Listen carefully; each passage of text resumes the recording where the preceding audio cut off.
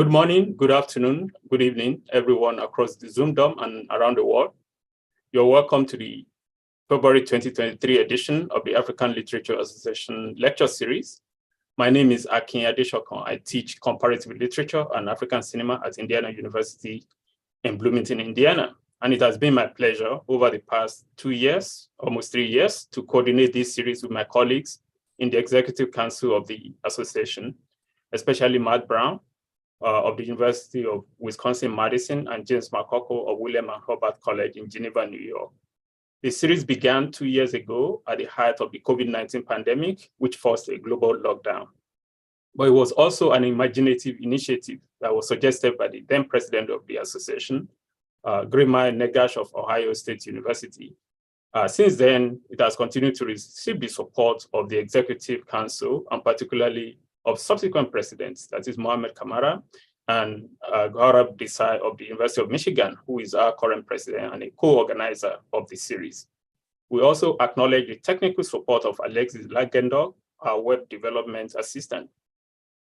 In the main, the series is meant to engage the members' intellectual and professional attention outside of the conference calendar, and it has had the effect, the benefit that is, of opening the literary series up to other areas of studies of artistic expression, as you find out today, moving on to those fields in the humanities and social sciences invested in the generation of knowledge in all spheres of life.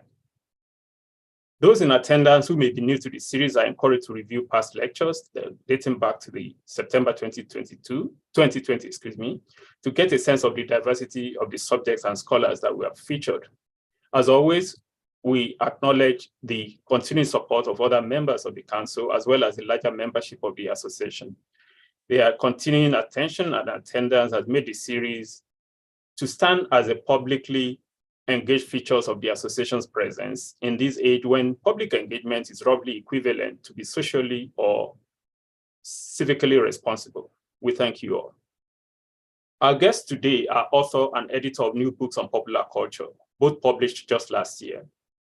Grace Musila is the editor of a comprehensive volume, The Handbook of African Popular Culture, and James Yékú's new monograph, Cultural Netizenship, focuses on the uses of social media as a tool of political engagement, with particular reference to Nigeria. I will have more to say about these colleagues in a moment, but I wanted first to provide a brief but general background to the topic, without, of course, trespassing on the tops of the speakers. The category of popular culture as an area of scholarly inquiry has had a remarkable durability, especially as it pertains to productions in the realm of art and culture. Starting, especially in the field of African studies, from the work of an earlier generation of scholars such as Karim Baba, Alain Ricard, Theo Zirimu, Johannes Fabian, James Ogude, and several others, the textual expressions of the so-called intermediate or non-hegemonic strata in society have been a rich source of information, ideas, and practices, and the scholarship has repaid that variegated production with matching rigor. What is noteworthy about current engagement is that the strict distinctions between mass culture, popular art, and people's art that preoccupy some of this previous scholarship are liable to be blurred in this age when digital culture mediates almost everything. But our speakers are ready, and I will introduce them now. Grace Musila teaches African literature at the University of Witwatersrand in South Africa. She is the author of A Death Retold in Truth and Rumour, Kenya, Britain, and the Julie Ward Murder, which came out in 2015. And she's editor of Wangari Maathai's Register of Freedom, as well as a co-editor of Rethinking Eastern African Intellectual Landscape, which she published with James Ogude and Dina Ligaga. James Yékú is an assistant professor of African and African American Studies at the University of Kansas, where he leads various initiatives in African digital humanities. He is the author of Where the Baedeker Leads, a collection of poems, and his new book, Cultural Netizenship, Social Media, Popular Culture, and Performance in Nigeria, is the basis of his talk this afternoon. So we'll start with Professor Musila. Thank you.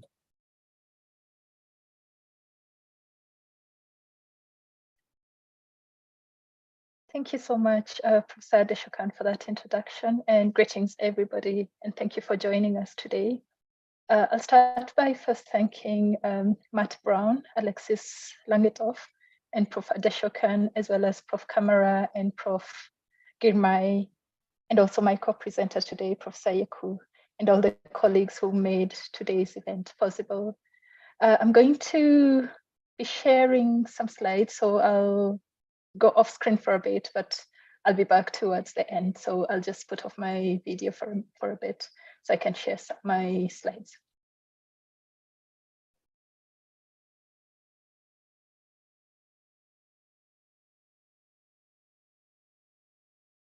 So I think about the Routledge Handbook of African Popular Culture as a gathering of people and ideas. The book features scholars from different disciplines reflecting on what I term African popular cultural imaginaries. And by this, I mean that alchemy of cultural productions, contexts, consumers, producers, platforms, as well as the material, affective, and discursive resources that they circulate.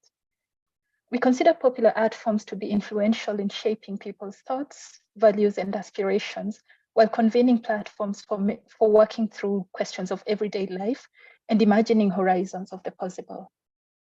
Among the questions we explore in this book are the freedoms and constraints of popular genres, the forms of self-making, pleasure, and harm that these imaginaries enable, and the negotiations of multiple moral regimes in everyday life.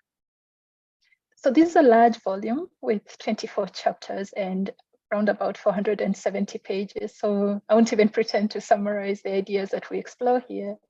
But what I'm going to do in the time that we have is to give you snapshots of these ideas. To a large extent, the book itself is a mere snapshot of the field and it's far from comprehensive. So I'm going to just be borrowing a leaf from the book in that regard.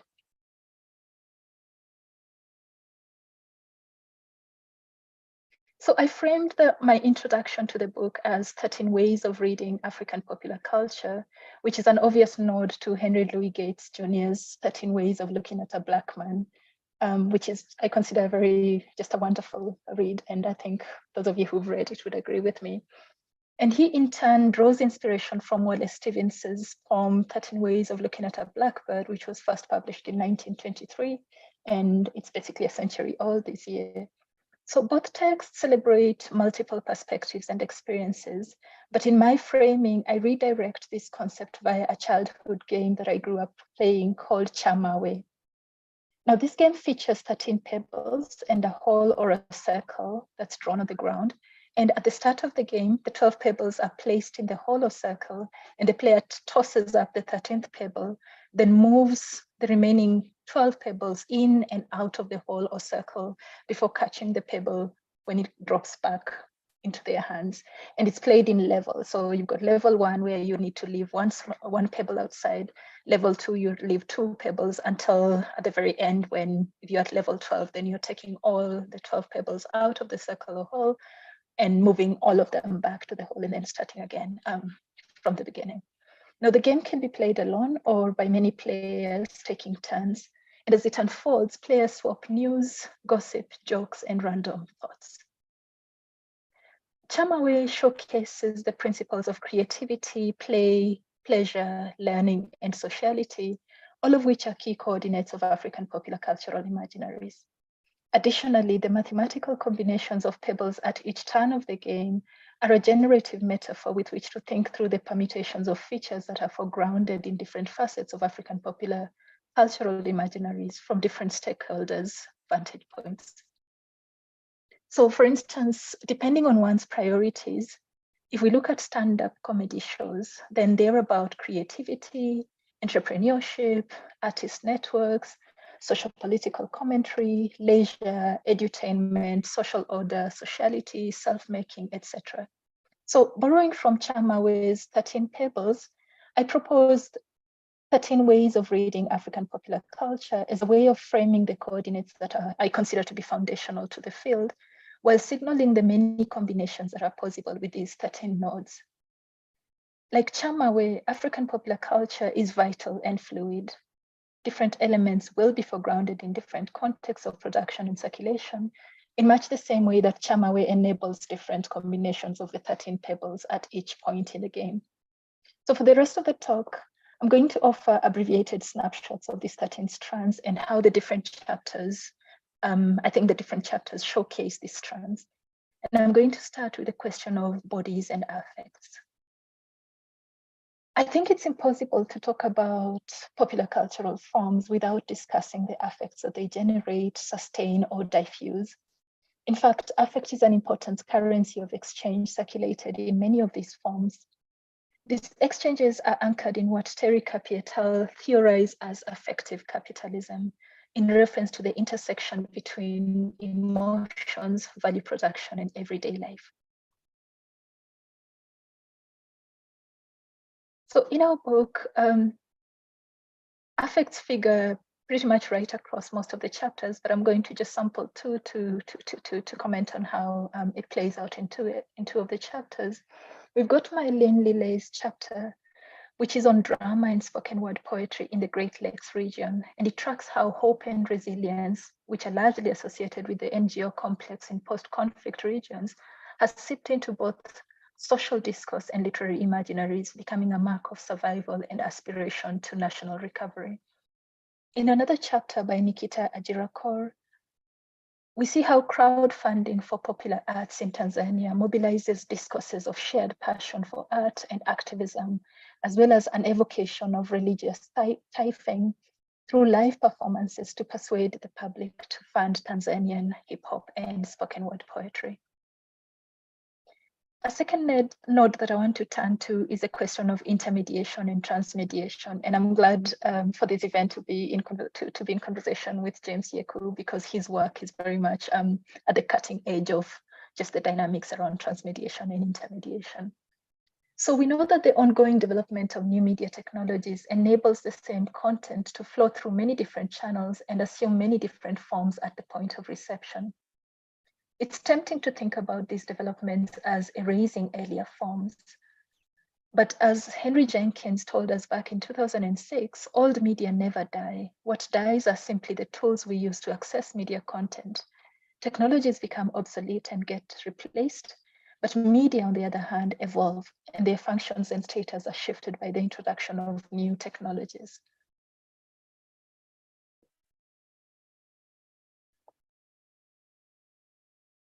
In our book, Transmediation in Intermediality unfolds in several chapters. We have Joseph Odrofrimpong's chapter, which reads the hashtag Obinim sticker challenge on Ghanaian social media networks as a rich portrait of satirical prosumer practices by Ghanaian publics in response to the charismatic religious figure, the self-proclaimed angel, Daniel Obinim. And essentially what Angel Obinim claimed was that he had these special divine stickers that once you could place anywhere and, in a sense, declare what your wish is, and it would immediately be manifested. So you had Ghanaians, in a way, just satirizing this phenomenon of these powerful stickers and playing with the whole idea of these divine promises that Angel Obinim was making, which is what Odrofrimpong's chapter is exploring here. Still in Ghana, we have Stephanie Newell's chapter, which zones in on 3 regular contributors to the Gold Coast Leader newspaper in the early 20th century, and their bombastic linguistic flourishes, soaked in thick layers of allusion to canonical English literature. Newell demonstrates how offhand dismissals of these writers' flamboyant citational practices as derivative mimicry obscures what their playful delight in English canonical literatures can tell us about local print and reading cultures. The third strand I want to turn to is a question of entrepreneurship. And of course, we know that money and how to make it is both a catalyst and a thematic concern in African popular cultural imaginaries. The entrepreneurial dimension of African popular imaginaries is further meshed with corporate, government, and development agencies' embrace of the creative economy to address youth unemployment, civic education, and popularization of policies. And I think across the continent, we've seen how this has played out in all sorts of directions by these different stakeholders. The example I want to give from our book is a chapter by Catherine Pipe, which takes us into the folds of Kinshasa's technology entrepreneurs networks. And she basically traces the flows of creativity and money across the formal and informal economies of Kinshasa, which in turn map onto a global ecosystem. And so these tech entrepreneurs essentially zone the city of Kinshasa in terms of the zones of opportunities around technology entrepreneurship. This chapter's ethnography of technology entrepreneurs' worlds grants us a rare behind-the-scenes look at the forces, desires, and imaginations that animate the digital infrastructures, which are increasingly becoming indispensable to everyday life in Africa. Our next strand is techniques of self and self-making. And we know, of course, that popular art forms elasticity makes them very powerful resources for individual self-making, as well as social engineering. Through various media, people craft versions of themselves that project their desired identities. And I think most of us know some of these in terms of so-called Instagram cultures in the contemporary context. At the same time, we also have a long history of popular forms for edutainment, particularly for behavioral change in response to public health crises, as well as civic education campaigns on democracy and governance. And again, an obvious example from the 80s and 90s would be the HIV and AIDS campaigns around theatre for development, as well as reproductive sort of population control projects that tended to piggyback on theatre for development, for instance.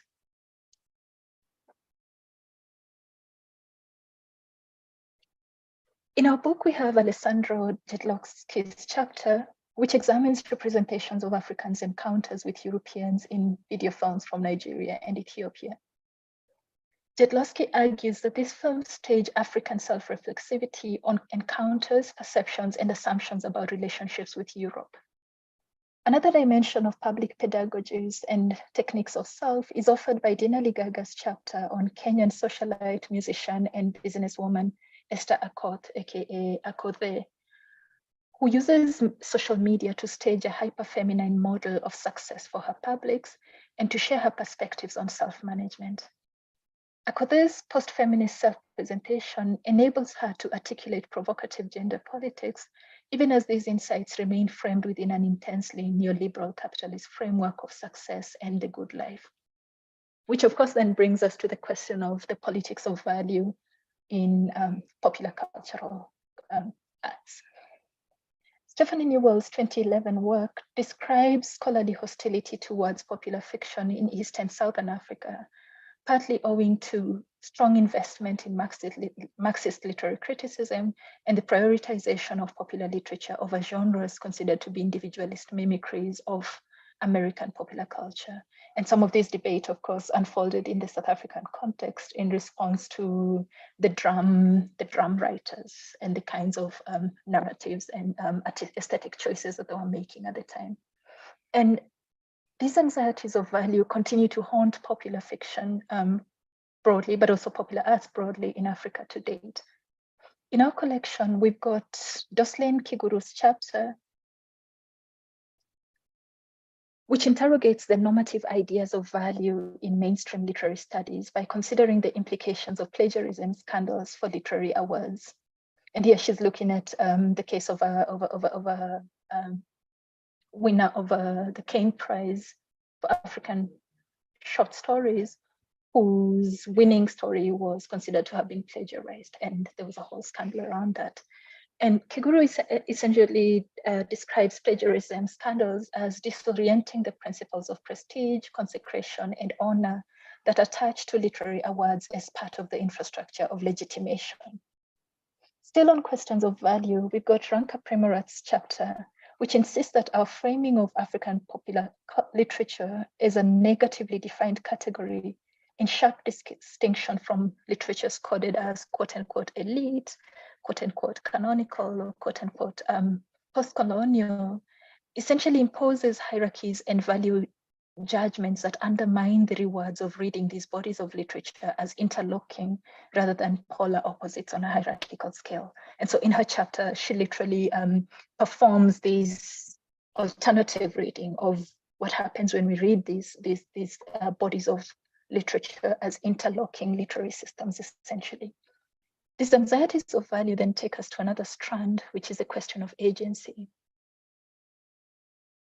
I would say the jury is still out on the forms of agency that are made possible by popular imaginaries. And again, at this point, I'm really looking forward to listening to James speaking to some of these dimensions around just the politics and forms of agency that are made possible by popular arts. But still, the seeming unruliness of these forms comes with elasticity and experimentation, which can shift the terms of public discourse, even as they also contain the seeds of conservative values.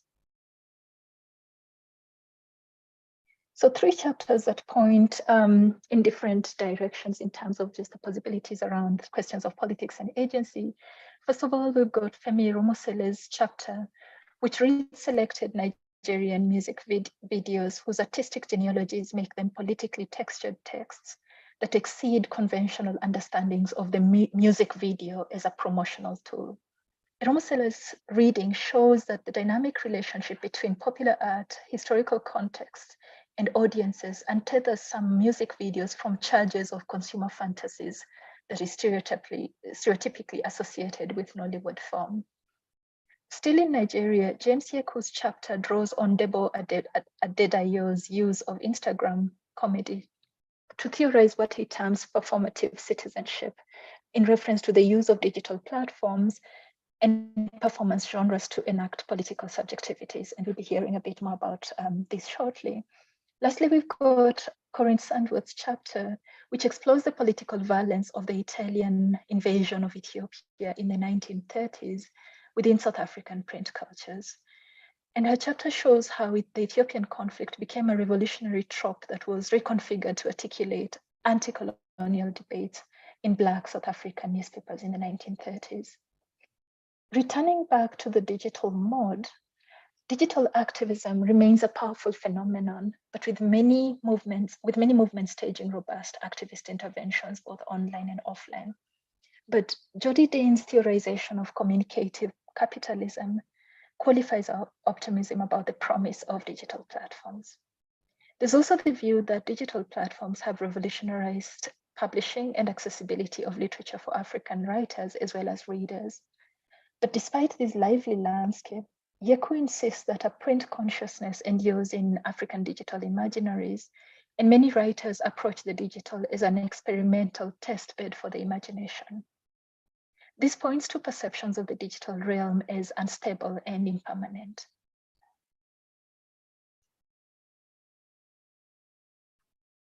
In our book, we've got Adwa and Kwabnau Pokwa-Jemang, who examine digital flash fiction in Ghana. They demonstrate how online literary forms embody the continuum between written and oral literary practice and between the author and the reader, resulting in a co-creative mode that is conventionally associated with African performance practices. A second crucial insight that they offer is that our assumptions about global legibility of digital forms might be exaggerated because we tend to think in terms of digital platforms make material accessible and anybody can access this material from wherever they are, so long as they speak the language or can read the language. In the example, they demonstrate that while Ghanaian flash fiction is widely accessible online and it's in English, it anticipates a Ghanaian public which is familiar with shared cultural codes that other readers are likely to miss or to read at a very denotative level. Still on matters literary, we've got Stephen Amke's chapter that is concerned with the multiple publics and platforms that Chimamanda Ngozi Adichie occupies as a canonized novelist, as well as a popular celebrity who shares her ideas on blogs, TED Talks, fashion magazines, and public lecture circuits across the world. Amkes proposes a holistic approach to Adichie's work by embracing the continuities between the different platforms that she occupies. Another node in our book is the cluster that I tag local/global, modern/traditional. The influence of Euro-American genres and cultural practices on African life worlds has been codified by a distinct lexicon that includes mimicry, globalization, glocalization, cultural imperialism, appropriation, among a host of others. Often, this lexicon takes binarized shapes, the popular versus the canonical, the popular versus the elite, the modern versus the Western, the modern versus the traditional, etc. And what often slips through the cracks of these categories is the extent to which indigenous artistic practices actually form the core ingredient in what on the surface appears to be borrowed. And in our case, we've got two chapters that demonstrate some of these complexities around this. First, we've got David Clare's chapter, which immerses us into the discursive environments that shaped Tanzanian hip-hop artist Hashim Rubanza. Clare considers Swahili linguistic practices where subtlety, metaphor, and verbal ingenuity are a source of quotidian pleasure to be central to decoding the linguistic play in Hashim's hip-hop texts. Across in West Africa, Rotimi Fasan uses Nigerian stand-up comic Ayodeji Richard Makun, aka AY, whose comic practice Fasan considers to be modeling what a deeply historicized reading of contemporary popular art forms might look like.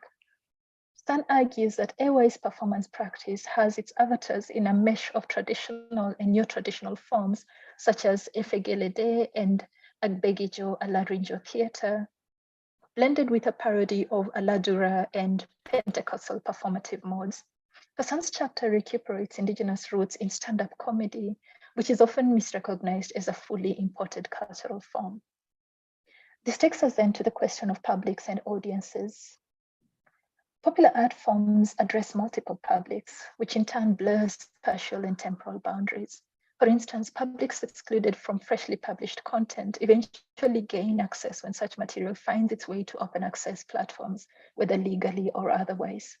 These dynamics muddy assumptions about distance and proximity, while raising new sets of questions about the temporalities of popular cultural production and consumption. In our book, we've got Anulika Ajina's chapter, which tracks the consumption patterns that took shape following the advent of view-on-demand platforms on the internet. Her chapter points to a growing uptake of view-on-demand film consumption in Nigeria, but this audience remains largely fragmented and previous platforms retain a significant audience share. Across in Kenya, we've got Solomon Waliaula's chapter, which examines how women's spectatorship of live televised English Premier League football games has become an important cultural practice with implications for the urban leisure industry in Kenya. Enterprising business people have fused live televised Premier League football into a recognizable leisure package that is now central to Kenyan urban sociality. Lastly, we've got Susan German's chapter on Togolese genre fiction, which explores the question of audiences, publics, and addressivity from a print culture perspective. German shows how small Togolese publishers use readability, local cultural reference, and reasonable pricing to compete with Brazilian telenovelas for audience share. Now, innovation and repetition is yet another pairing that, again, recurs a lot when we discuss popular cultural practices. And despite their inventiveness, popular genres often insist on both repetition and innovation. These repetitive, predictable narrative frames often offer an indulgent invitation to relax in a world where real life is perpetually changing. Effectively, then, the novelty of these art forms lies in what Umberto Eco terms the dialectic between repetition and innovation. We've got an interesting take on this relationship between innovation and repetition in our book via Nadine Munsame's chapter, which engages with the tensions between these two dynamics in African popular culture. And her chapter draws inspiration from the three concepts at the core of the West hierarchy, that is reduce, reuse, recycle, to show how African speculative texts showcase artists' innovative reinscription of the inheritances of waste, both literal and discursive. Another thorny strand is the question of class and consumption. And of course, the class question then is tied to the politics of access and taste formation. It also speaks to the logic of consumption as central to grammars of freedom. To be free is to be able to consume certain calibers of products and experiences. This correlation between consumption and freedom poses provocative questions when we consider the role of neoliberal capital in the production of intense forms of immiseration across the continent. Again, Odro Frimpong's chapter reads the aforementioned visual parodies of Angel Daniel Obinim's supernatural powers against their grain for coordinates of material desires that inform contemporary Ghanaian notions of what the good life looks like. In other words, within these parodies, people's choices about what to make fun of, about what to manifest using Obinim's stickers, points to particular registers of what the frames of desire in Ghana are. And of course, they relate to largely consumption, consumer goods, high-end consumer goods, whether it's fancy vehicles, beautiful clothing, high-end property, and that sort of thing. So again, that already just, even in the context of parody, we're able to distill a whole lot about the frameworks of desire within Ghanaian societies. Another node that's key to our book is a question of gender and moral regimes. And questions of morality are a central preoccupation of popular imaginaries, where often multiple moral regimes scuffle for legitimacy and are embraced simultaneously with little anxiety about contradictions. At the same time, often the same forms that endorse patriarchal gender frames contain cracks of opportunity for subversion.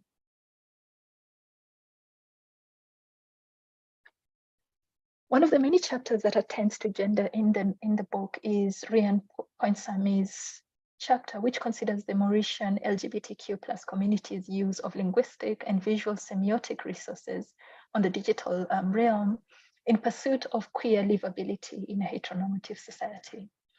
Poinsami argues that the queer community in Mauritius reimagines the nation state by reframing its recognizable codes to claim hope, belonging, and livable futures.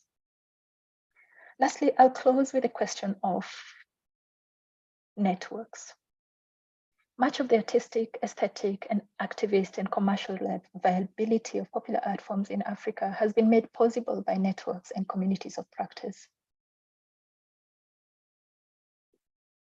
In our book, Linda Gichanda Spencer and Eric Falk's chapter focuses on the Uganda Women Writers Association's initiative, popularly known as FemWrite, tracing its unique self-positioning as a local writers network committed to robust feminist literary production and a Pan-African sensibility that facilitates circulation of its publications beyond national borders. Further south, we have Rangwa Totlasane and Bezizwe Peterson's chapter, which showcases the assemblage of forces, institutions, and agents and communities, as well as energies that are the soul of Kwaito music in South Africa. The chapter maps political, aesthetic, commercial, and intergenerational itineraries of Kwaito. I'm going to stop there for now. Thank you so much for listening. And I'll now hand over to James. All right, well, thank you. That's quite exciting, and there's a lot going on there. Thank you very much. And now we call on James Yékú, our next speaker, who is going to be talking to us about his monograph, Cultural Netizenship. You're welcome. Thank you so very much. I started sharing my screen some minutes ago. Can people see it? Okay. Yes. Yes. Just 1 minute.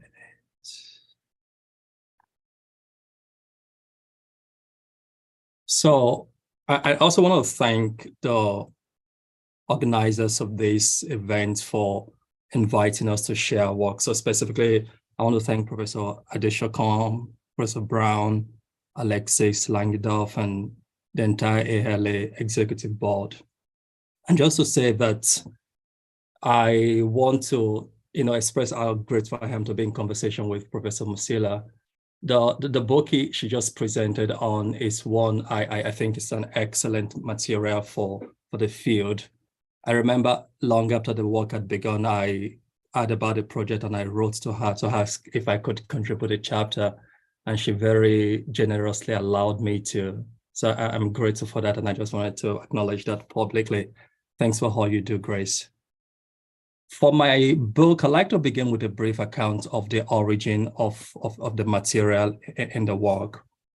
And I think this is, in fact, necessary because those of us who work on social media sometimes overplay, I think, a certain anxiety about the newness of new media aesthetics, whereas in the real sense of things, there are actually commonalities, and I think Chris gestured at this earlier, commonalities between forms like the oral tale and new genres such as Facebook fiction and short TikTok videos.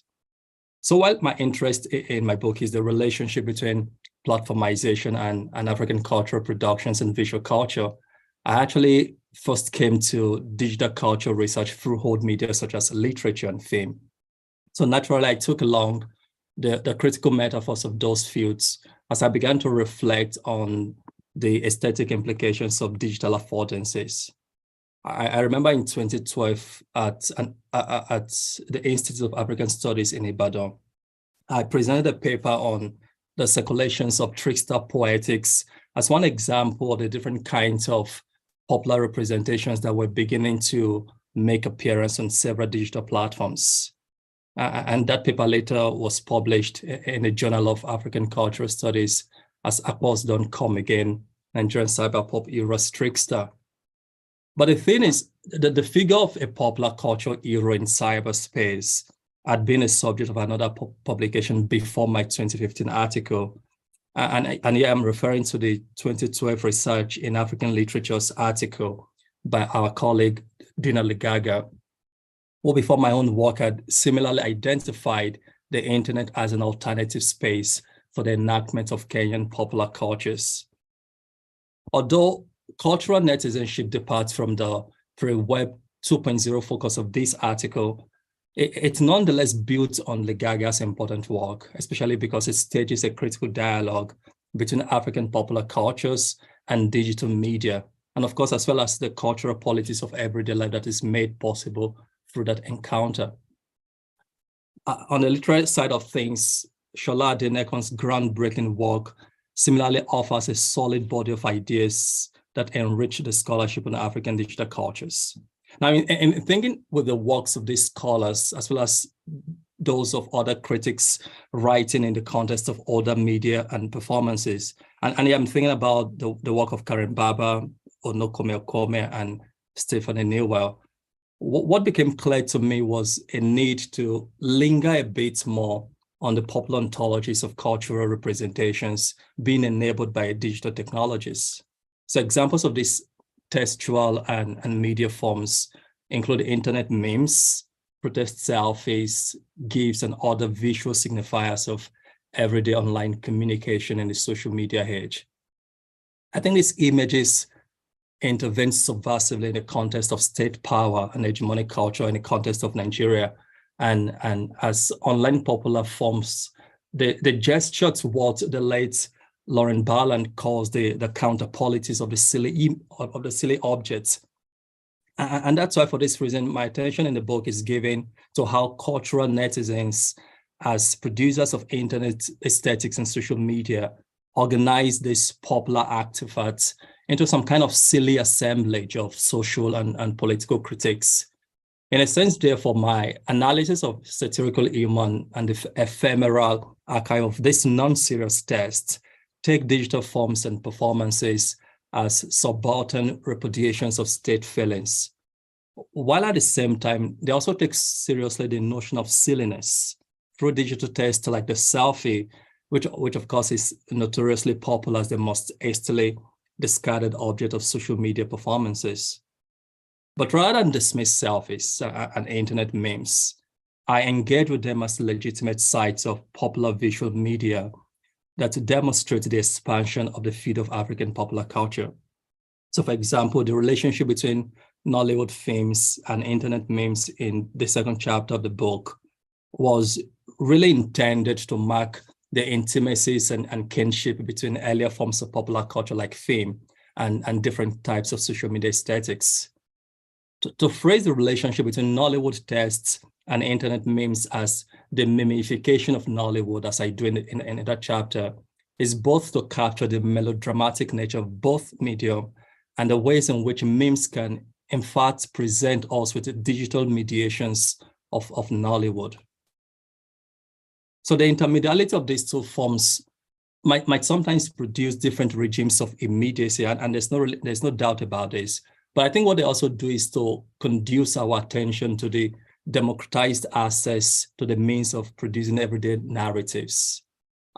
At the same time, the circulation of Nollywood as memes further expands the globalism of the industry, showing how Nollywood is encountered by digital audiences who sometimes having the remotest connections to the actual national context of this filmic tradition, remix its images and repurpose its visual codes to create new narratives and meanings. So the argument of that second chapter is that popular culture and social media actually solidifies the place of Nollywood in the global media ecology, just like the aesthetics of Nollywood often become recruited for the production of new sites of textualities on digital platforms. But the thing is, and when Grace mentioned this communicative capitalism, this really became clear again to me, that platform culture is not without its contradictions. And I think it's really important we emphasize that, as I think I try to do in the book. For example, why social media might be different from earlier incarnations of the web, mainly, of course, because of its logics of user-generated content, interactivity, and other participatory opportunities.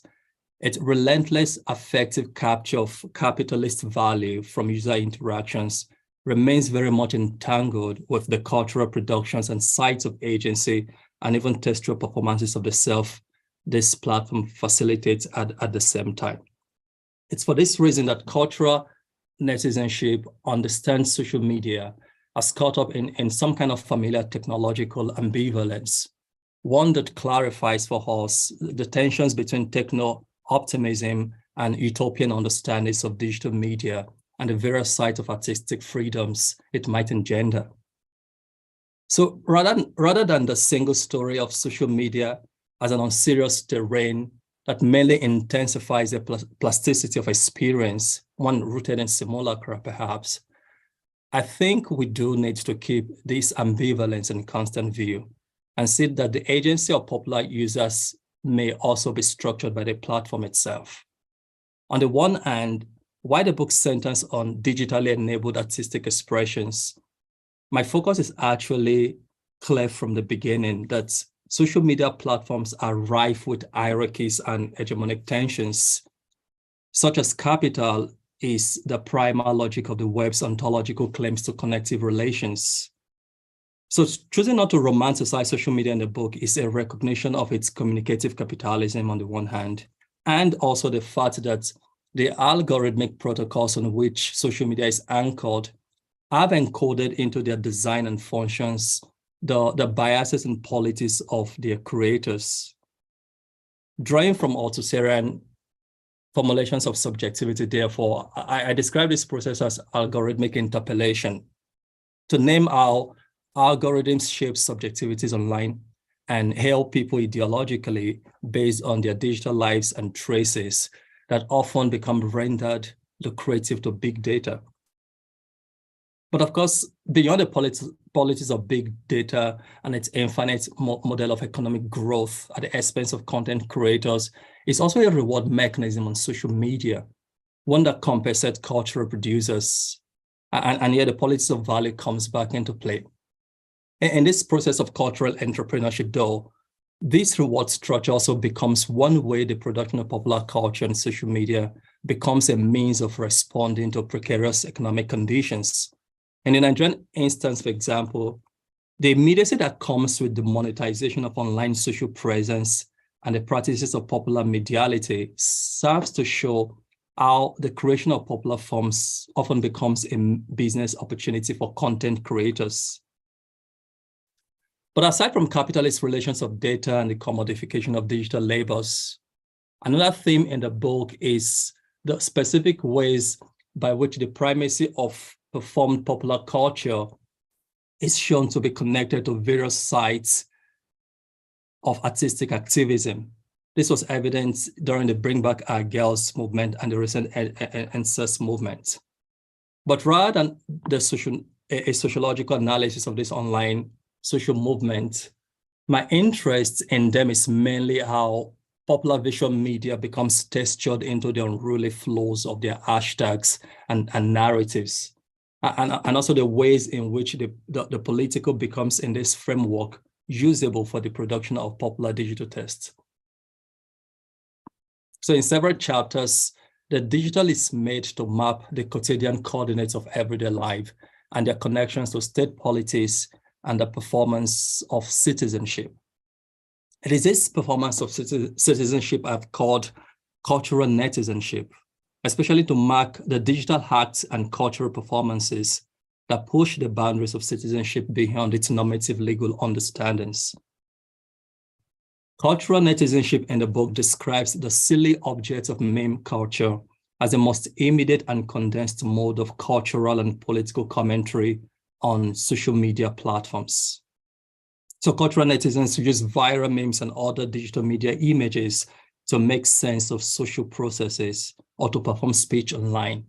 And most of them, earlier media forms, earlier aesthetic and cultural forms are often the archive from which these images are generated. As I write in the introductory chapter of the book, a netizen, as originally conceived by Michael Halben in the 90s, is anyone who uses the internet for participatory politics and civic engagement in an open and free internet that was supposed to be free from today's unbridled commercialization. On the other hand, the cultural netizen specifically invokes popular culture in social media commentaries and other online spaces of communication. But of course, commentary practices themselves serve as important dialogic locations of textual meaning. And here what Karen Barber describes as the expectation of a response in oral and written texts become evident in social media commentary threads. Barber's work is more generally helpful in thinking about social media publics and their modes of addressivity, including the epistemic value of popular commentaries on Instagram, Twitter, and TikTok. My argument in relation to popular commentaries is how we can imagine them as specific spaces for knowledge production. And I think rather than, again, discard them, they often are very useful in thinking about the agency of online audiences and publics. I like to highlight two other themes in the book that are relevant to the Nigerian political space, even as we speak today. One is the notion of virality, and now it becomes deployed in the book to read the post-colonial states. As the virality of digital media content overlapped globally with the viral COVID pandemic, the idea that post-colonial Nigeria is plagued by a scourge that infects the body politic through the virus of poor leadership and bad governance became the means of my epidemiological reading of state failure. Anyone who is familiar with Nigerian politics knows about the rhetoric of a sick country, but it's also the fact that chronic conditions have been relevant to the performance of politics in the last several years. So for example, from President Yar'Adua in 2010 to the current president, references to chronic conditions have always shaped official narratives and the operations of governments. President Buhari's frequent visits to London for checkup are in fact central to how many in society perceive the state, with these medical excursions sometimes shaping online popular tests and the assessment of the president's ability to govern. As Nigerians go to the polls today, many at home know that this electoral season itself has, at different points, reflected argument about the health of one of the leading candidates. It is in fact because chronic conditions have been part of public narratives about governance and elections in the last decade that I believe an epidemiological understanding of state power becomes necessary. And Nigerian comedy sketches and internet memes provide us with a visual archive for that kind of analysis. The second theme I like to describe here, which is covered in the book, is the idea of the influence economy, what some scholars today call an influencer industry, one that marks the commodification of social media prestige and fame. My interest in this subject is the relationship between popular culture and the rise of the social media influencer. To make this clear, I focus in the book on how producers of satirical humor, such as Mr. Macaroni, mentioned earlier also, became one of the leading voices and faces of answers through the ability to commercialize artistic creativity to its large followership on social media. I remember when CNN and some other media organizations wanted to interview actors in Nigeria based on what was happening during the answers movement. They went to people like Mr. Macaroni and other popular entertainers, especially those online who had some degree of influence. And I think that is really important in terms of our popular culture create a space of agency and voice for a new class of popular producers. The economic model of these online popular forms is contingent on the ability to circulate in popular spaces of humor, especially to gain followers and then secure brand placement through their accrued fame and influence. But as is often the case with Nollywood, these influencers themselves and the images they produce also become co-opted sometimes by dominant classes for different hegemonic purposes. If most Nigerians have an innate inclination for humor, I think social media intensifies that tendency. So in a gesture to Raymond Williams, social media is described in the book as offering an infrastructure of feeling that primarily empowers young people trapped in a post-colonial state that is characterized by unemployment and other adversarial conditions to commercialize humor in the effective response to adversity. So as cultural netizens use popular humor to assemble followers and audiences, it materializes as the basis of their reproduction as influencers and online celebrities, who sometimes disturb the traditional axis of cultural and political authority. To quote from the book, precarious labor and systemic unemployment in Nigeria serve as conditions for the emergence of new digital genres and social media influencers who circulate this. So this is why my last two chapters in the book focus on social media comedic forms, social media humor, and the Instagram skits, particularly as they're expressed through satire and the parodic imagination. But beyond all of this, humorous narratives actually become the most immediate means of interpreting contemporary social and political issues in a country. The more controversial a social or political subject is, the more likely it will be represented in online comedies. In closing, I like to go back to my first chapter in the book, and that's a chapter on scam baiting, which I have included in the book about social media-based popular culture in order to emphasize the productive nature of cultural netizenship. So this is a chapter that is not based on fictive and popular images, but on actual photographic tests or images of 419 scammers. I start the book by showing how Nigerian digital subjectivities are often the basis of producing stereotypes about the country. Through fixed notions about 419 scam emails and the so-called Nigerian prince, I believe there remains a persistent narrative about Nigerian digitalities that overlook its sites of creativity. And this sometimes plays out as a practice of digital orderness. So in order to deconstruct these stereotypic images, the rest of the book look to these more fictional, popular images, Nollywood-derived memes, selfies, and comedic sketches as tests that show a more redemptive image of Nigeria and the generative power of a new group of popular storytellers with access to the internet. And I'd like to close just by talking about the issue of access to the internet, because over time, there's been a talk about a certain digital divide when it comes to the African digital space. And my understanding of this is that it becomes a dominant rhetoric that is made to obscure the labors of the digitally connected. So on the one hand, why there's still a whole lot of people without access to the internet, the fact that you have a whole lot of other people doing things online is one reason to of course, not overplay either of both extremes. so while you have people who are not connected to the internet, and we should talk about that, we should be interested in having more digital access for different classes of people.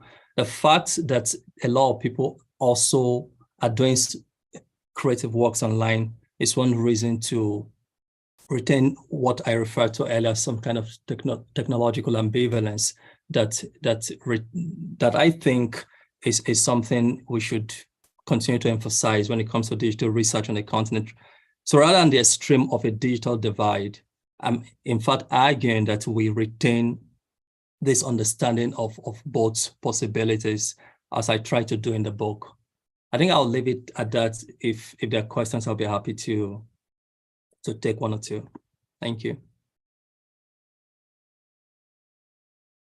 Okay, well, thank you. Thanks so much. That's also quite engaging and wide-ranging. So we'll always wait for our audience to bring questions in, but it's quite interesting to see how, in fact, your work reference each other. And in that spirit, while we do wait, I might actually maybe start out, if you don't mind, with a question that, listening to both of you, I just managed to put together, and I can start with that just so we can engage you. And then as questions come on from the audience on the other side, we'll have them posted on the chat and you can see them. But in the meantime, I just wanted to thank both of you for giving these very generous summaries of extremely complex and detailed and rich and wide-ranging ideas from multiple sources. So quite interesting. Thank you for the work that you've done, and also for this additional work of trying to sort of fit the extremely wide and diverse ideas into maximum of 30-25 minutes. It's a lot of work, and it's actually important and worthy of gratitude that you did it. So please accept my sincere gratitude for that. I guess I just wanted to, while I was listening to you, Grace, you, especially when you were making, not necessarily a summary, but a general comment about the chapter, I think it was a chapter by Dina Ligaga, which focuses on the work of the Kenyan musician Akothee, right? That's the name, right? Akothee. And this is the point where you mentioned the fact that as a cultural entrepreneur, she was beginning to, if you want, sort of deploy the term that you use is a question of course, neoliberalism. And I guess that it is a question of how much that role plays into creating figures like her and others that Ligaga talks about. I wondered about these as I listened to you, and it reminds me of a cluster of online entrepreneurs or activists that James discusses in his book, such as Japhet Omojuwa, Linda Ikeji, and recently Tolu Ogunlesi. These are Nigerian activists / cultural entrepreneurs who use their presence for political or economic gains, whether they are courted by politicians or they actually hire themselves out. So I guess that my question to both of you, especially starting with Grace, is how do we think about these phenomena, considering the fact that the ideological preferences that underrode the concept of popular culture, as far as popular can take us, well, if not opposed to capitalist or neoliberalist economic practices, but at least very critical of them. So, I mean, how do you, was this a question that you dealt with, or general, either in, I mean, you're not speaking for Dina, but at least you are aware of what she's arguing.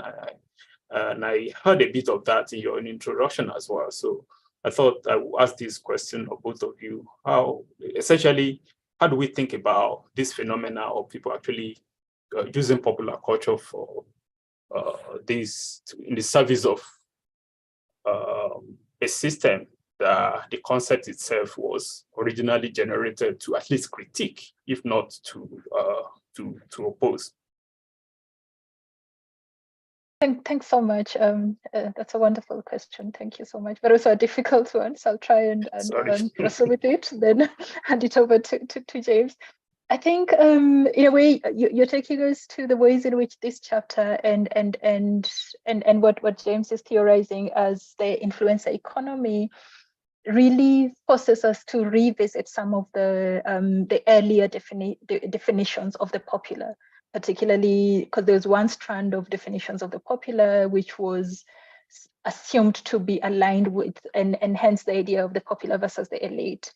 And the underlying assumption there was, of course, this idea of the people as well. And that's something that Karin Berber, as well as Stephanie Newell and other scholars have really wrestled with, this notion of the people. Who are these people?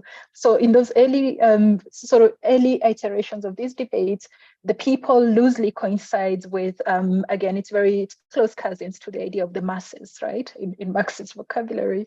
But even at that time, there were already cracks in that association of the people with the masses. So it's as early as then, there were still cracks and question marks around this. But now I think we see those cracks a lot more in contemporary manifestations of popular culture. And I would say that especially in the Kenyan context, which is something I've explored a bit elsewhere in relation to the Kwani literary magazine, for instance, which positions itself, when it emerges, it positions itself as being non-canonical. It's actually very confrontational and very upset about the academy and all these professors at the University of Nairobi who are policing what counts as literature, etc., etc. So at that level, it seems very progressive and disruptive. But the people behind it are very particular, they're located in a very particular class position, both in themselves, as well as then inevitably their outlooks on life and the kinds of narratives that they're able to grapple with. So then now a figure like Akode that Dina is speaking about fits right into the influencer economy that James is talking to. But at the same time, she's also one of this generation of cultural producers who've been very smart around mobilizing these discourses of self-making, of working hard and building and making a living for yourself and basically just creating wealth. So they're very far from progressive ideas about the masses, the people and all that. If anything, part of her notoriety on social media is based on her performance of success. And she showcases this just affluence, all these fancy houses and vehicles and her journeys and travels and all that, the exclusive lifestyle that she lives. But she's also not very shy about the fact that a lot of these is financed with money from, and I'm looking for the right word for it. Yeah, I'll find the word for it, but basically from wealthy men. And so you've got these very interesting complications as she positions herself as a progressive woman, encouraging women to do it for themselves, but at the same time telling women, listen, sometimes you've got to take money from wealthy men, and by all means, take it and make a plan with it. So, but I don't know how it plays out. What your sense is, James, around that? I think it's the same. I mean, it's a similar reality from the Nigerian framework, especially when you consider that you still have this class of popular producers, cultural entrepreneurs, who actually use their work to critique, power, to critique different kinds of hegemonic culture. And in your book, Grace, the chapter on Mr. Macaroni is one example of this. So this is a creator of popular culture who has become popular, who has become an influencer, and who is very activist in his praxis. He is confrontational. He pushes back against the hegemony of the state. But somebody like him is unlike the cluster of activists and entrepreneurs Professor Adeshonko mentioned earlier, and I'm thinking about Tolu Ogunlesi, Linda Ikeji.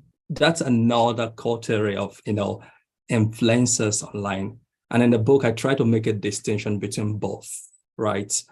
Just thinking about what it means for us to think about digital subalternity in the context of social media, and to understand how these terms are in fact not undifferentiated, right?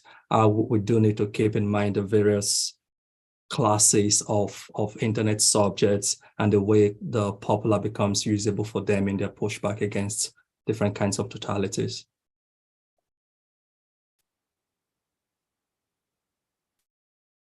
Oh, that's convincing. I mean, I saw the distinction that you made between people like Tolu, Ikeji, Aisha Yusufu, and Macaroni. Well, yeah, of course, it also can be slippery because Macaroni can actually also become some kind of mouthpiece, depending on who is paying his bill. So, but in any case, your decision was very clear.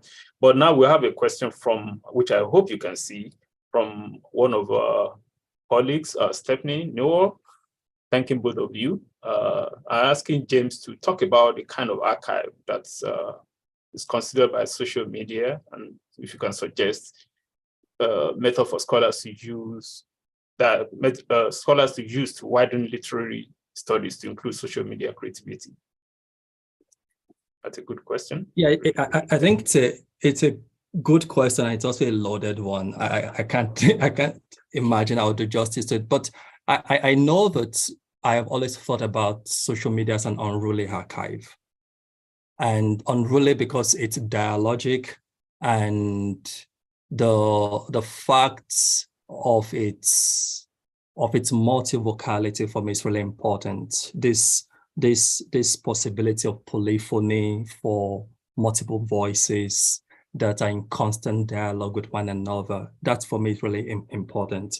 And just to think of social media, therefore, in that ecological sense, as one that stages, this plethora of conversations with different elements and agents. So for me, I always think of the archive online as a dialogic one, right? Dialogic in terms of the technical and algorithmic, platform itself, in some kind of conversation with the user of that platform and the content they produce. That's just one level of dialogue. But it's also the dialogic at the level of textual production, say commentary discourses, and how somebody posts something online and another person takes that particular text in a different direction, producing new minutes, subverting the original text. And so I think that there are different kinds of the dialogic that is ongoing in terms of the social media archive. And for me, so suggests methods for scholars to use and widen literary studies. I mean, I would have to ask, maybe people like Stephanie Bot Santana, Shola Denegon, who are actually, doing the more literary side of things. I'm still trying to come up with a project on, literary studies and social media itself. And what I've seen so far is just one, the need to, of course, mobilize technical tools when you have to mobilize them, depending on the kind of research one is doing. I'm trying to excavate materials from Creativity, the online platform some years ago. And I think Akande Shoka was part of that group. And to do that, or even from, say, some of the earliest web platforms in African literary communities, I probably used the Internet Archive, use a platform like Wayback Machine to bring back to exhume, past conversations, doing some kind of digital excavation, if that makes sense. So for me, that's one particular kind of method. So I think suggesting methods would be contingent for me on the kind of research one is actually doing, whether it's historical, and again, if it's more of maybe textual analysis, perhaps there are tools out there from DH type research that might be useful. I know Voyant is one common open access web-based tool people use for textual analysis of literary content on social media. And of course, we can talk about these kind of things outside of this environment. Okay. Well, there have been a few comments which I hope you can see, so maybe there's no need to repeat them, but these are people who are apparently engaging with your work. Actually, I think I can read one of them because it's very funny. It's from Nathan Sitzma. So you have a knack, James, for coining new terms, and you'll be thinking about algorithm interpellation. And you didn't say that you have a knack for coining big grammar. It says for terms, but I think that's what it is. In any case, it's in a funny way. But I do have a question, and this is particular to James. I just wanted to talk about, and Grace might pitch in too if you think it's relevant, but it's about a chapter in your book, the chapter 4, the focus is extensively looked at the work of the cartoonist Asuquo. Is everywhere or written all over the book. But he also syndicates most of the focus on your work is on his work online, his Twitter feed and other things that he posts. But he also syndicates his cartoons with newspaper Business Day in Nigeria.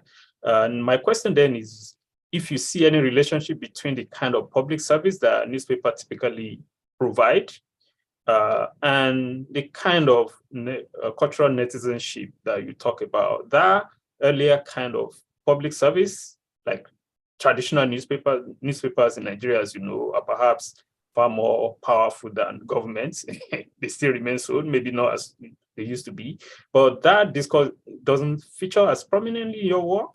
So what can you say about that, especially using Asuquo's work as an entry point?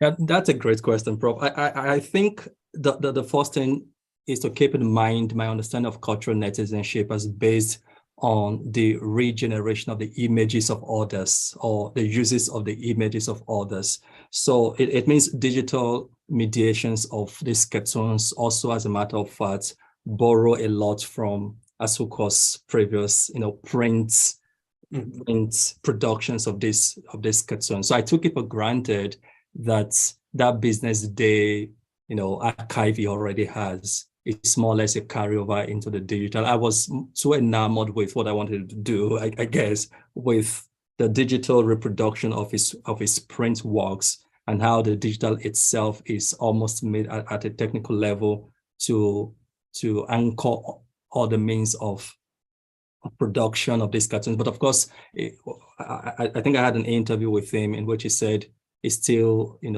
has to depend on some print affordances to produce this. So beyond the fact that print newspaper itself is, remains very central to its own modes of circulation, right? But the point going forward is that we can't really think about different sites of creativity online without recourse to print technologies and print culture. And I always like to keep, again, that dialogue in view. I think what you have, and your own new book speaks to this, right? These digital mediations are forms of sampling, and these different modes of sampling take from different spaces, including print. So definitely you're right. It's cultural netizenship as dependent on previous media and images that may or may not include print. Okay. All right, thank you. There's a comment, there's also a question, but there's a comment that actually perhaps is worth addressing. Maybe you can take a closer look at it. It's from Professor Adeleke Adieko. I think maybe it was going back to the question about cultural entrepreneurs like Akote or Macaroni. So the idea is whether we could borrow, it's a comment, but I think perhaps you might want to engage about it, to engage it a little, whether we could borrow from economics and think of it as, that is the popular, as that commodity or service which could be sold or bought at a price that the largest number of people will not mind paying. So in other words, the question, the point I made earlier about the popular Marxist orientation is then becomes deployable, or if you want, disposable to other kinds of explanation. Is that something you want to think through, either of you, or starting with James? Oh, I think I've spoken for James. I mean, Grace, sorry. No, I would just say I completely agree, but also I find it unfortunate. Okay. I'll reveal the latent Marxist in me. Unfortunate in the sense that it points to a certain mode of capture, if you like, of these forms and the images that they enable. And my worry about it is that there's not as much of that energy and those resources being channeled towards meaningful change as we would like to have. And it's great to see the NSAS, they bring back our goals, the Black Lives Matter, but maybe I won't cross over to the Black Lives Matter just yet. On the continent, it's great to see that, but I think we've been better around mobilizing around political, more direct political questions, and less so around just the kinds of precarity that are produced by the economic systems that we have made peace with. And so when then, and I don't blame these folks, because that's the scenario that, you know, folks have to eat, folks have to pay rent, so we get it. But I just wish more of that energy and more of those resources were channeled towards really confronting just the ongoing and further deepening modes of economic exclusion that we're sitting with. But yeah, I completely agree. That's good. James, do you want to add anything, or do you want to move to the question from Pelumi Folajimi? Is asking what polarities or parallel features do you see between social media and digital channels of cultural transmission, such as Netflix, DSTV, Africa Magic? It's a strip. I mean, I think I'll just quickly address Professor Adeko's comment and say that in my book, I actually describe the influencer industry as an economics of influence, drawing from this economic model it prescribes, which I completely agree with. And then to say that Folajimi's question is also important, and I think Matt Brown has this interesting article on Netflix and this kind of platforms and the kind of data policies they enact for us. And for me, that's where it starts from, to think of what the Netflixization of Nollywood does for African cultural studies, African popular imaginaries, and just to think about the coloniality of data, or if you like, the capitalists, the capitalist relations of data that might be ongoing in that kind of interaction. So that's the first connection I see between social media and Netflix. I'm interested in the algorithmic, undercurrents of these spaces. What is happening at the level of data capture? Who gets to monetize our interactions, and who gets to go to the bank while the rest of us produce forms of pleasures online? And I think that's really important for me. And then just to also think about, say, the kind of publics and audiences produced by both platforms, say Netflix and Facebook. Of course, there are different kinds of public because of the different kind of material, but in a lot of ways, one, like I said, mentioned earlier, recommendation algorithms, for instance, work similarly on both platforms. But at the similar level, you have Facebook and say Netflix also working in a way that help us think about the nature of audiences and publics in these spaces. So for instance, when you think about how Netflix invites us to watch particular movies, and then how Facebook invites us to also consume particular content, you think about user agency as constrained and structured by these technical spaces. But again, we can also extend this question to think about how I take a Netflix image, take it to Facebook and create a narrative from it, say election, but just how I can create multiple stories on social media by drawing from by Netflix images, and you see a whole lot of that. And the way I think about this is, rather than just say, okay, there's a subversion of a better artistic medium, if Netflix is, for the sake of this argument, seen as a form of high culture, which of course is controversial, and meme culture becomes a kind of perversion of that. Now, rather than read it that way, the way I like to see it is how meme culture becomes a demonstration of my awareness of this so-called high culture, right? So that you're drawing from the Mona Lisa or you're drawing from Nollywood, I think meme culture is one way, people express their literacy or demonstrate or perform their literacy about art culture, or even works on Netflix and these other platforms. But of course, again, the intermediality of all of these platforms, and I think Grace mentioned this earlier, is something we do need to keep in view, because the media themselves force that intermediality upon us. It's in our face in a way. Incidentally, incidentally, James, as you're speaking and looking at the question there, I'm reminded of just the phenomenon of the ongoing conversations that happen on social media about some of these Netflix series and films, so that at the end of the day, even if you don't have Netflix, and even if you don't even watch, you literally have a sense of what's happening. And that was my experience. That was my experience of Date My Family, as well as Our Perfect Wedding, which were these two popular programs on South African, I think it was on Showmax, if I'm not wrong.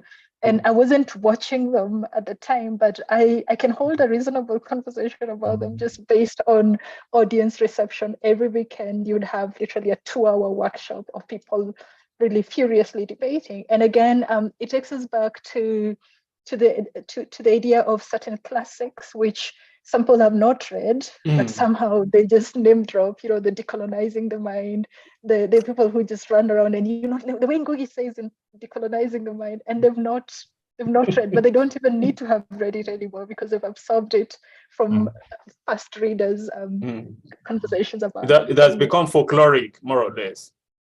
Yeah. So anyway, that's interesting. I actually thought that, these days when I talk about Netflix, to totally, Nollywood, to totally, maybe people who don't even know anything about Nigerian cinema as such, once say Netflix, Nollywood, they basically just, because Netflix now mediates things for them, and they don't even, they know Nollywood now, essentially through Netflix. And, so anyway, there's a question for both of you, which actually is in the spirit of the kind of thing that we often expect for this particular format, the new books, which is essentially to talk to our audience about the challenges and pleasures that you have in putting the works together, so that, because our audiences are also people who are doing similar work or trying to get ideas from you about how they might approach their own, whether they're editing a book or writing one from scratch. So if you have things that you can share, the question is from Emmanuel Ogu.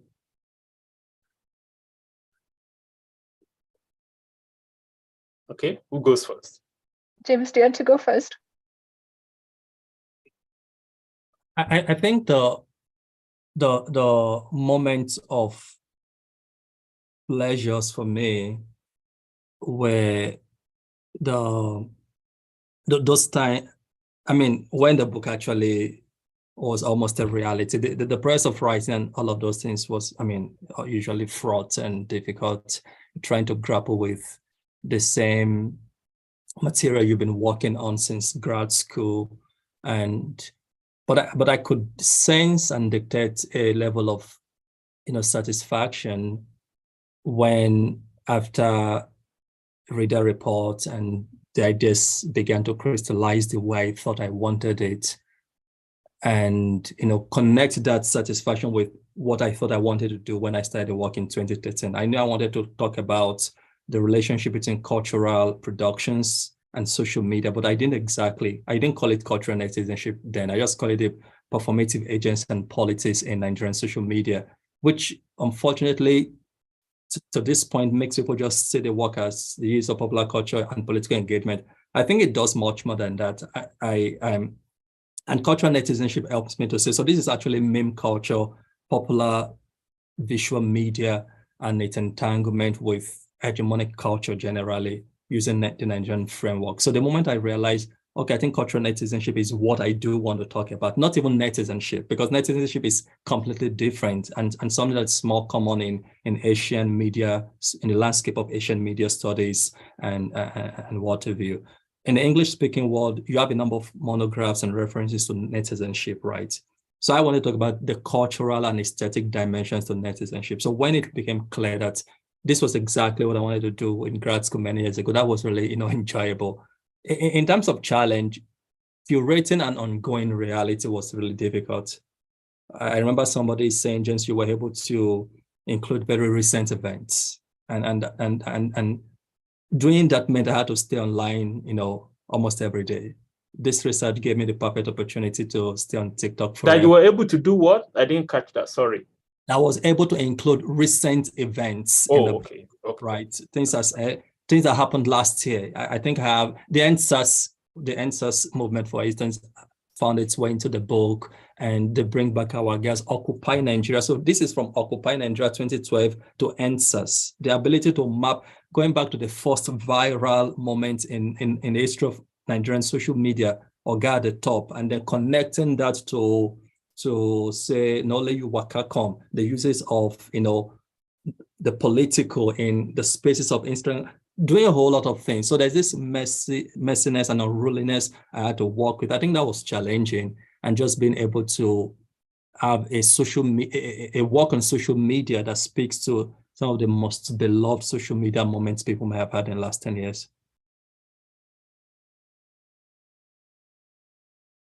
Yes, Grace. Thanks for that question. I would say, I think that the pleasure for me was, which is different from a monograph. So I'm listening very attentively to Yékú and sort of nodding along. I think one of the main pleasures of an edited volume is just the delight of being educated, literally, in the process of assembling the work, that I feel so privileged to have literally been schooled in this sort of all these different directions through these 23 chapters from different colleagues. And so in the process of just working closely with contributors, I was learning stuff that I would otherwise not have learned. And chances are I wouldn't have gone out of my way to read the book cover to cover. I would probably have read that chapter and the other chapter. But so for me, that education was incredibly just exciting, but also seeing all these different voices, these different ideas, and the overlaps and the conversations that are happening, there was such a delight. And also the material, of course, because we're working with just really dynamic and lively and fun material. So that was a delight for me. The challenges, edited volumes, editing is hard work. Well, for me anyway, because you're managing a whole lot of people rather than managing only yourself. So that's the flip side of that, is of course just the challenge of the editing process. And we lost some chapters in the process, which happens, I'm sure, with almost every edited volume. You will lose some chapters, you will lose some people along the way. So that is unpleasant, because and also in our case, an additional just thing was that a lot of the work happened during the pandemic, which meant you're making demands on people's time at a very just wild time in the world, where we're literally living with death. And that's why I'm just extremely grateful to the contributors, as well as to the peer reviewers who accepted to peer review the work for us, and really just stand up so generously and shared and helped us to make the volume just that what it is. But I would say my favorite thing about the book is our cover, because we've got a beautiful cover, which is courtesy of an artist in Ghana called Heavy K, and he does sort of barbershop and salon artwork, and it was commissioned by one of our contributors, Joseph Oduro Frimpong, who collects these artworks. So for me, it was just such a delight to be able to use this artwork on our cover. And as somebody who grew up in cities with all these salon images all over the place, I think our cover speaks to our book's content. So I think my favorite thing about our book is our cover. I know how pedestrian that sounds, but I'm claiming it. I was actually looking for it to project on the screen so the audience can see, but I don't want to waste time with that. But it's actually a beautiful cover with people on Afro and saying what's going on, and with the art kind of sort of giving it a very contemporary feel. But it's actually beautiful. Of course, the background is like the US map, US flag. perhaps that was unintentional, or it looks from a distance, like the stars and stripes. But in any case, it's actually a beautiful cover. I agree with you. The artist was going for Liberia. Oh, okay. Well, yeah, that's what we were told. But Okay. yes, I think many people will read it as the US. Yeah, that's right. Yeah. Anyway, good. Okay, so there's another question for both of you from Ademola Deshola, thanking both of you for sharing your perspective with us. And the question has to do with comic representation of events in the political landscapes of Nigeria, Kenya, and Ghana. Whether you consider those works as funny ways of being serious. Yeah, it's like a tricky question, but it actually has an interesting idea behind it. I think if I could speak to that very briefly, the seriousness and the unseriousness of popular texts are things we think of, in terms of the ambiguities and ambivalence of popular cultures, right? So that's there. But more importantly, I'm thinking about what is a serious inclination for somebody who makes comic skits online. And one of my, hypothesis is that they will just want to attract people and make money. This has become a dynamic, business opportunity where the more people you can gather by being funny, the more opportunities for ad placement you can have. So that's a dimension of seriousness that works with something that is unserious. But let me give an example in the context of the election. I saw a TikTok video yesterday from a guy called McAngel Comedy. People probably know McAngel Comedy in the Nigerian context. One of these guys I've been tracking for long. And so in the video, very short 2 minute, 30 seconds videos or less, a guy was announcing the names of don't vote for old men, do not vote for this. And this McAngel comes and basically hits him on the head and says, mention names. So McAngel says, don't vote for Atiku, don't vote for Tinubu. So the guy comes back to, okay, so vote for a good candidate. He comes back again and hits him and says, no, I said mention name. So it's okay, vote for Peter Obi. And that's something I thought about in the context of the seriousness of this unserious works, as it were. If you know anything about the obedient movement, it's the fact that anybody now I consider myself an obedient, lover, or whatever it's called, a member of the obedient movement. But I know that movement has been a bit violent online. Violent is not the word, but a bit intolerant online of other candidates. And so when McAngel produces a comedic text that captures what I have seen, I know that he may or may not know that is actually, using the unserious, the popular to comment on something very serious as this rhetoric of cancel culture you have in the North American context that has begun to permeate into Nigerian and African media spaces also, to cancel that person who doesn't agree with you. And so McAngel might not know that that's what it did, but that's a non-serious work commenting on something as serious as censorship and cancellation. But again, I know Grace could speak to the more serious issues around state politics and maybe capitalism and whatever if you want to. No, thanks, Yékú. This is such a difficult question. So there's the direct answer is yes. Comedy is serious, and those works are being very serious. But I'm myself stuck around what to do and how to read comic genres, and I've tried in the past, and I'm not satisfied with what I've managed to do in the past. So I've literally hit I don't know what it is, but I've got a paper that I drafted, and it's supposed to be in revision, and I've been sitting with the revisions for the last 4 years. It's the only paper I've sat that long with for revision because I've been unable to do the revisions. It's literally the only one. Otherwise, I see through revisions. And the reason I'm stuck is because I haven't figured how to read comic genres on the continent. there's something that they are doing that I'm stuck around how to read them and how to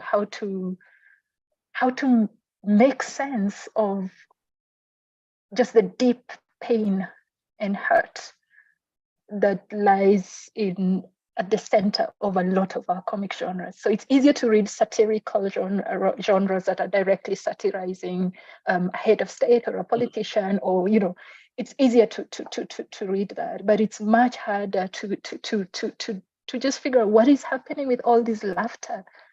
And I don't know. There's a lot of laughter in a lot of just horrifying scenarios. And I know it's nothing, I'm sure it's nothing unique. Like globally, it's a human phenomenon that our best jokes come out of our worst pain.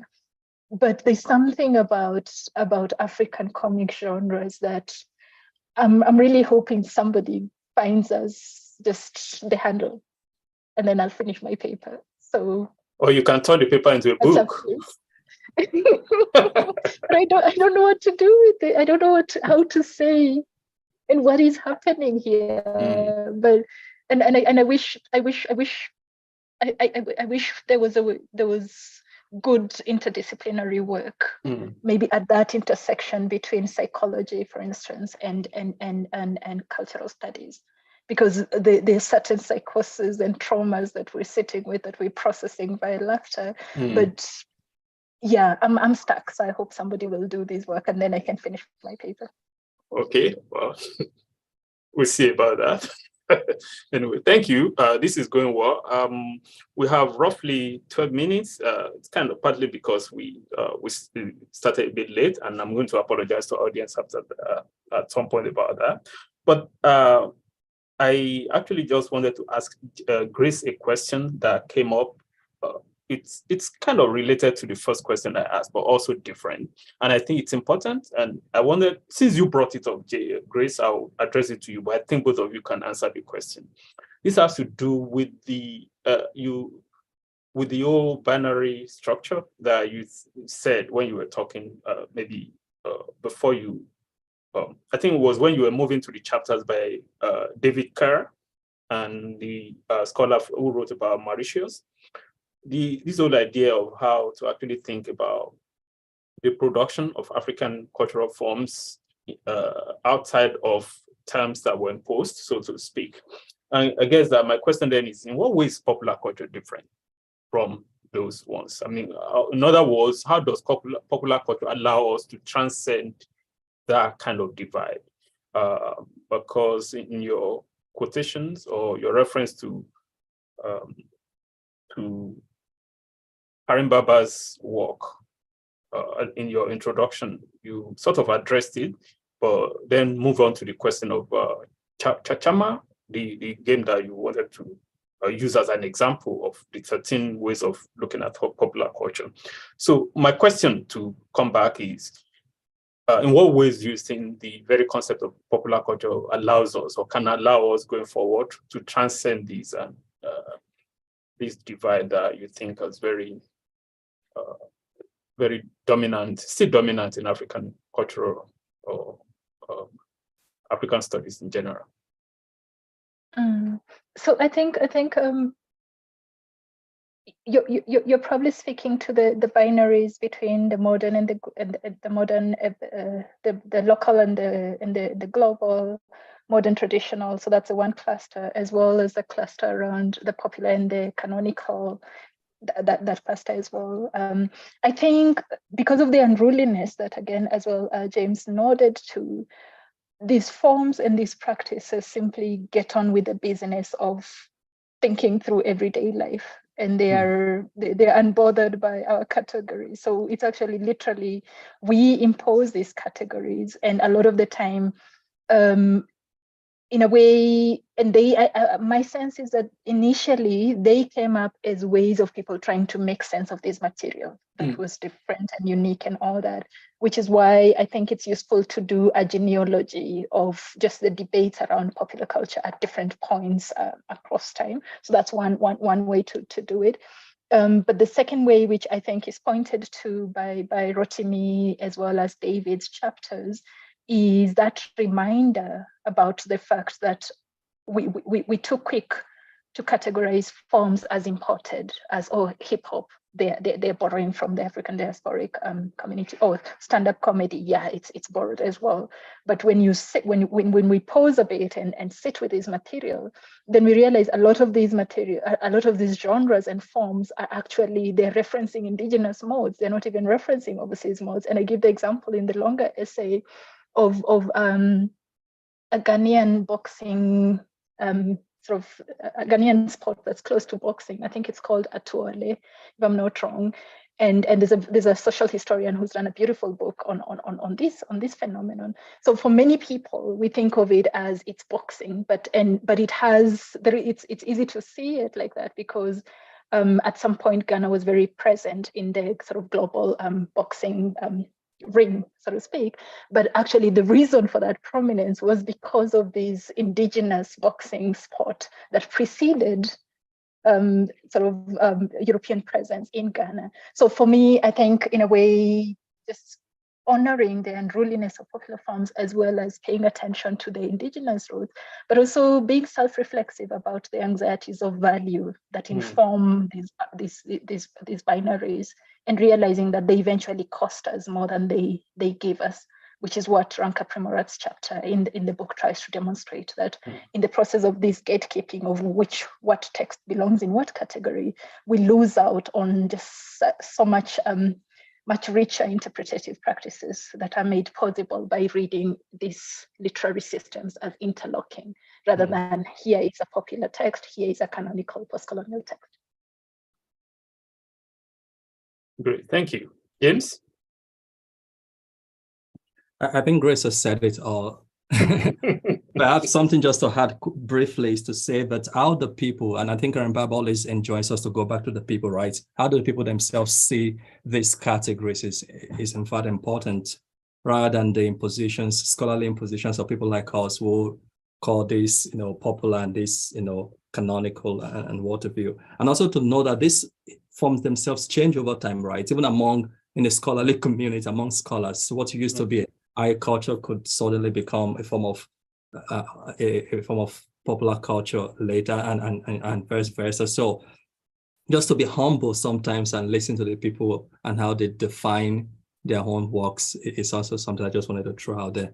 But if you don't mind, I was struggling to recall something earlier from Stephanie Newell's question about the nature of the social media archive. I wanted to acknowledge Ainea Doro's work on social media and what she calls a catalogic imagination, and just to also think about what that means in terms of the ability of social media spaces to accumulate different kinds of materials, which I think is what I hope I'm not necessarily speaking for Ainea, but that's my sense of an article in terms of how these different elements come into relations of accumulation and produce what she calls the catalogic imagination in her work. I mean, I think my reading is of this archive is more in the dialogic, because even when things accumulate, they still kind of, are in conversation with one another. But I just wanted to put that out there because I think that work is a fantastic reading of social media.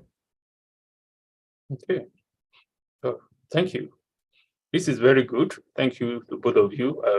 I didn't expect anything of lower quality, but again, I'm really very grateful to you for your generosity, the time. It fell on the day of Nigerian election, which is somewhere we all want to be, because somebody said a few years ago, we're all Nigerians. Well, we're all Kenyans too. But it's a wonderful day. And I remember because James shared this on Twitter, and one of James's respondents said she would rather be here, but she wanted to be in line to vote for a politician. I won't name names and nobody to slap me on the back. Okay. But you know what we're talking about, which is to say that this is very, very important. People are very devoted to it, but something very important is also going on. And I'd rather be at both places. In a sense, you brought me here, especially given the kind of material that you dealt with. And so thank you very much for this. And again, as I said, I'll apologize to our audience for starting a bit late. I was trying to think about Nigeria earlier on, so I forgot that I had another task. But I was quickly reminded that I needed to be here. So thank you. We got off very well and we had a wonderful time. So thank you to Professor Grace Musila and Professor James Yékú for presenting your work to our members and to our community. Thank you and enjoy the rest of the day. May the better candidate win in Nigeria. Okay, thank you. Have a good afternoon. Bye. Thank you. Thank you so much. And thanks, everybody. Thanks. Bye.